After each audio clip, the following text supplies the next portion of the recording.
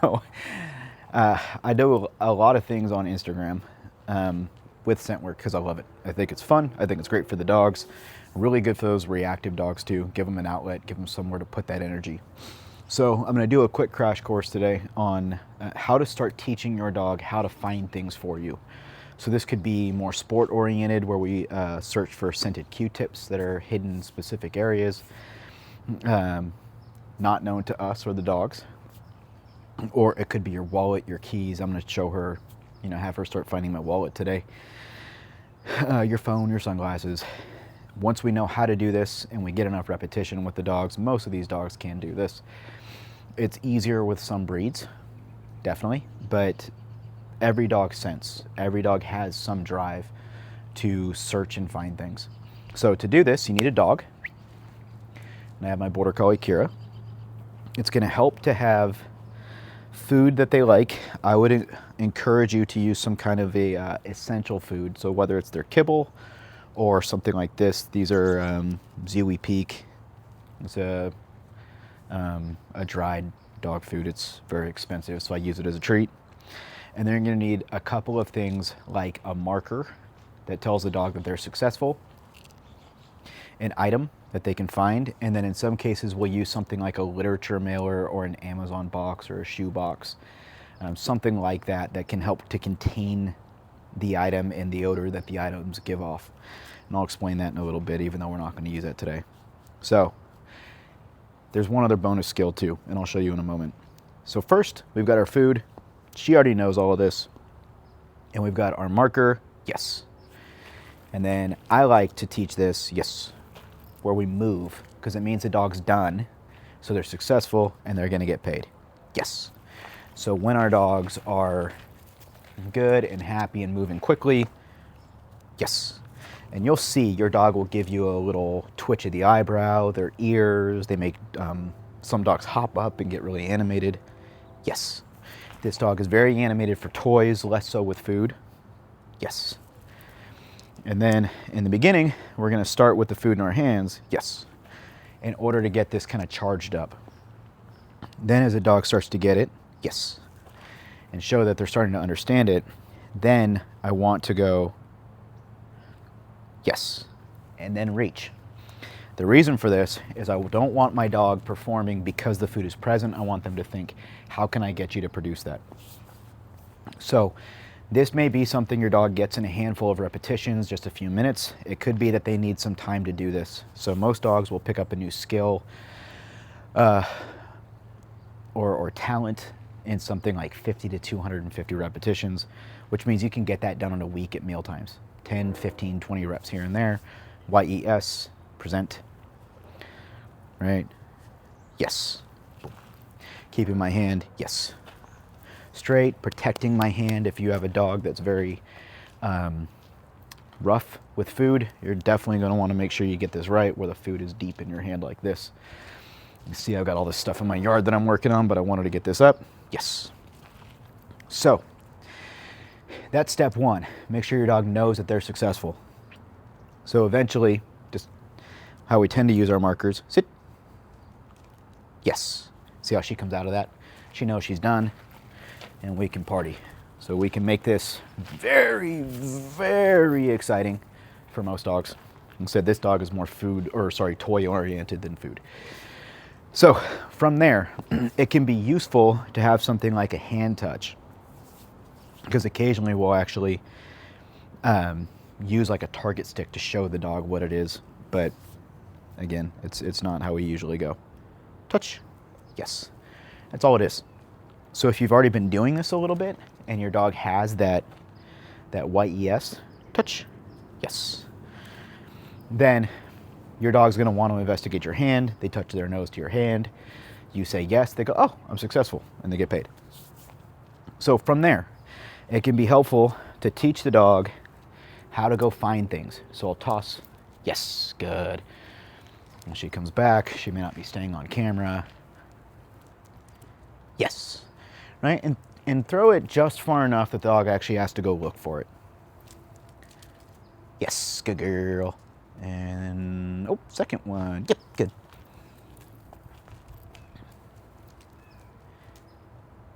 Yes. Good girl. Checking to make sure she didn't miss. Right. So when you have that down, you're ready to move to the next step. And again, take the number of repetitions that you need because you're building. Yes. To a certain set of skills. If you can skip this step, go for it, I guess. Yes. But it can speed things up down the line, right? You can find yourself getting stuck. So what we do next is I get some of the dog spittle off my hand before I handle my wallet, is I then would get my front pocket wallet here. Yes. So she touches her nose, and then she gets paid. Yes. And so you may notice that with a dog who doesn't have the experience that Kira does, yes, that they don't quite know what to do with it. I don't want you to speed this up by repeating yourself over and over. I want you to give the dog the chance to do this. And if you have a hand touch, then you can say, touch, yes. And the dog will start to generalize that skill of touching to the item itself. Touch, yes. Good girl. Touch, yes. And part of why I'm doing this back here in my yard that needs a little bit of work is because this dog is in heat and I don't want her out in public right now. Touch, yes. Got to be careful with those boy dogs out there. So again, 50 to 250 repetitions potentially. But once your dog starts having some skills, they tend to generalize those over. So now that we have our dog touching and going for this item, I can name it. Wallet, yes. Wallet, yes. And because this is in my pocket, it smells like me. I can't smell it. Wallet, yes. But your dog's nose is at minimum 10,000 times better than the best human nose. Wallet, yes.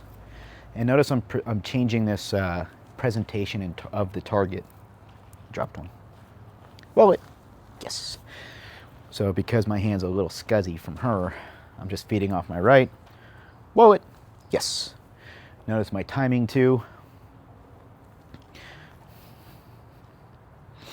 So now the dog knows what the wallet is. Again, how many repetitions? Probably getting towards the low end of that number, if not much, much lower. You may not need 50 to 250 reps. Maybe you need 10 or 15. We don't know. So then I toss it. Wallet, yes. Wallet, yes. Good. Wallet, yes. So she's finding short. Toss this out here. Wallet, yes. So this is now teaching her how to find that item. But we can make this a little bit better and actually start to get the dog to indicate for us. Wallet, hey. She thinks there's food down there. Kira,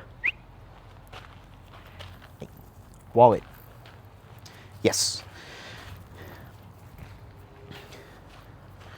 There may have been a critter in this yard.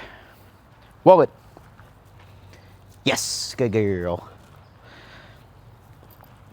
And so now if we want to make this interesting, we can move her away from the area for a second. Come here, sit. And that's a half sit, we'll stay. And then I can do something like put it in a slightly hidden place. Most dogs won't realize this, but a border collie typically will. So I'll fake like I'm doing something here and around, and then we'll see if she can find it. It's over on a platform over here, and I'm actually gonna pick the camera up this time. And now we're gonna send her wallet.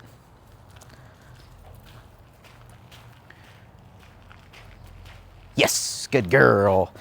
And on this one, I'll feed her right at the source. And that's how you get that started. So Take your time, have fun, and then start teaching them how to find everything for you.